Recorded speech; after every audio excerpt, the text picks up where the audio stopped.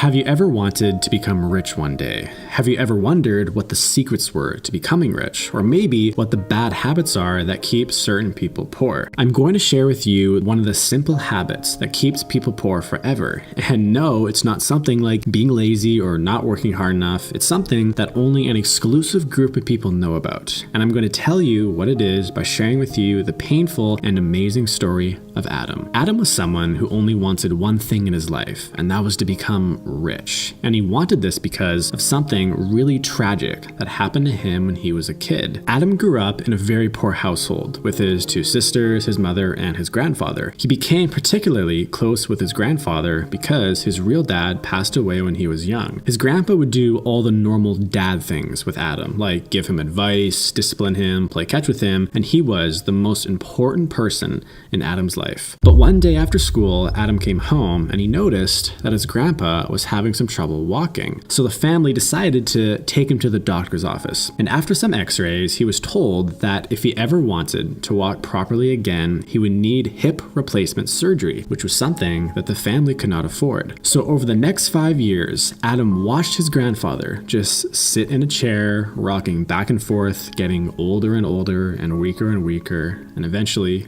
he died.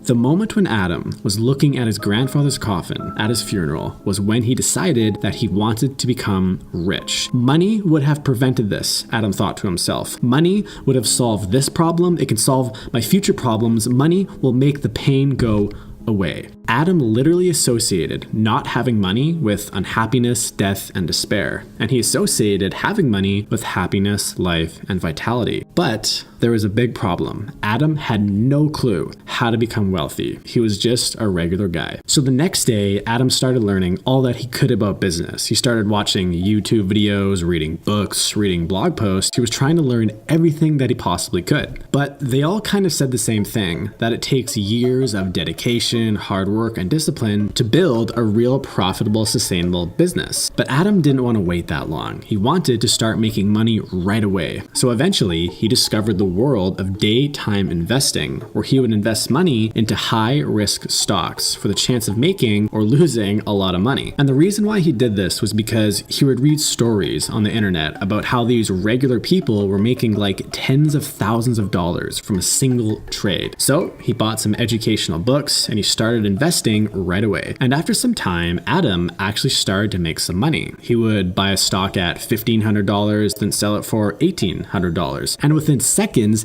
he would make $300. And after 6 months of both winning and losing, he saved up around $25,000. Adam really liked his results, but this kind of low-risk investing was not really going to make him rich. So he decided to do something very dangerous. One day, Adam was online and he saw an opportunity to invest in a stock that looked like it was about to go up. He was going to invest the normal amount of around $1,000 to $1,500, but for some reason, he started fantasizing about how much he could make if he invested all of his money into this. He imagined waking up the next morning and seeing the stock price go up to $80,000 or $100,000 or even $200,000. Could you imagine making that much money overnight? It would literally change your life. These thoughts raced through Adam's brain and it released a bunch of dopamine chemicals. And it was in this blissful imagination when Adam invested everything he had into that one stock. He felt the rush that he had never felt before. To calm himself down, he did some normal, boring, everyday stuff, like some chores, some gardening. He would wash his car, he would drive his sisters to and from school. But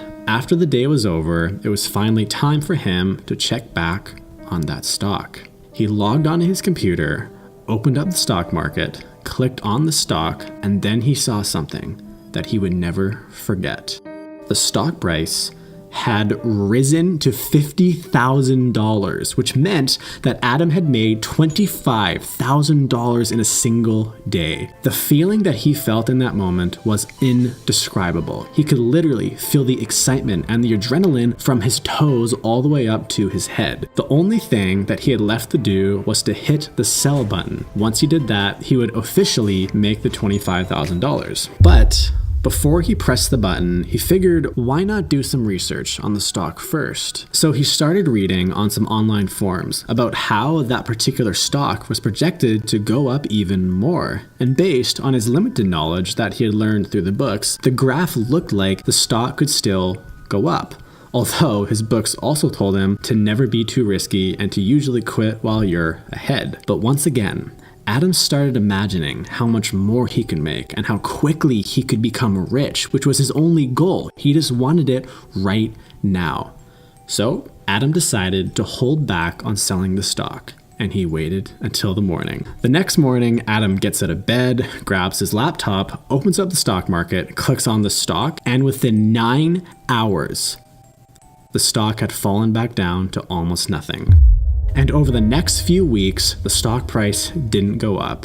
It looked like it was dead. In the blink of an eye, everything was gone. And that feeling of having nothing hit Adam really hard because it immediately reminded him of his grandfather's death, and that dark, sharp pain quickly returned. The way this story ends is actually very surprising, but before I reveal the strange ending, I want to take a second to talk about two very interesting things about Adam that you probably didn't even notice. Adam is an example of someone who did something incredibly good and something incredibly bad. And the bad thing that he did is the simple habit that keeps a lot of people poor. The good thing that Adam did was that he invested in himself. When he had no money, he started watching videos, reading books, talking to people. He had incredible initiative, and you do need this to become successful. But the really bad thing that he did was simply being impatient. He was so impatient that he picked a business that he wasn't even sure if he liked or not. He took a lot of risk without having the proper amount of knowledge. He became greedy, stupid. He didn't listen to the advice from the books that he read. He wasn't able to think